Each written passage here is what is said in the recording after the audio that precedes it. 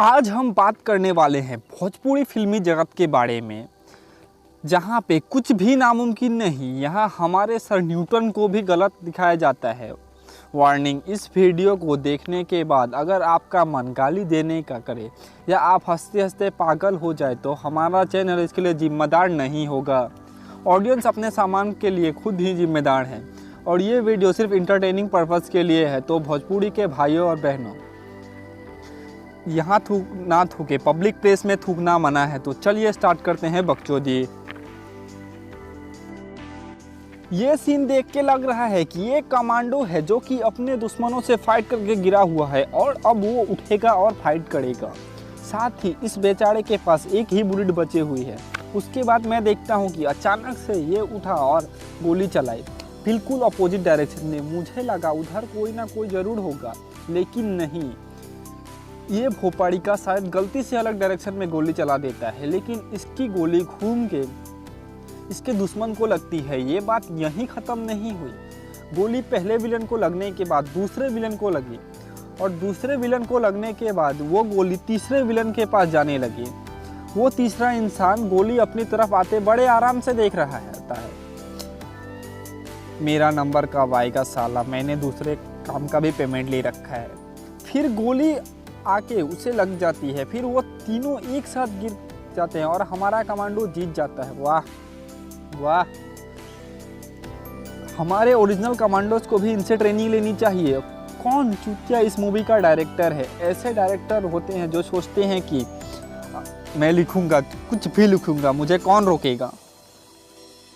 Hollywood और बॉलीवुड वाले तो विलन का पीछा हेलीकॉप्टर, कार या बाइक से करते हैं, लेकिन हमारे भोजपुरी वाले विलन के पीछा साइकिल से करते हैं। ये हमारे हीरो ने साइकिल उछाल दी हवा में और सीधे उड़ते हुए कार के ऊपर से हवा में साइकिल उड़ाते हुए लैंडिंग के लिए बिल्कुल तैयार। अच्छा हुआ जो न्यूटन मर गया, वरना ये देख के आज वो सच में मर जाता। इस बंदे को देखिए, इस बंदे को पता ही नहीं कि स्क्रिप्ट में क्या लिखा है। अबे ऊपर ये क्या चीज़ आ गया, साइकिल उड़ा रहा इंसान। ये भाई मुझे जाने दे, मुझे कोई नहीं रोकेगा, मैं सीधे उस गड्ढे में ही जाके रुकूंगा। साला इन लोगों का रिएक्शन देख के ये समझ नहीं आया कि ये इसके दोस्त हैं या इसके दुश्मन। विलन ने इस लड़की को एक पानी का खाली जार फेंक के मारा।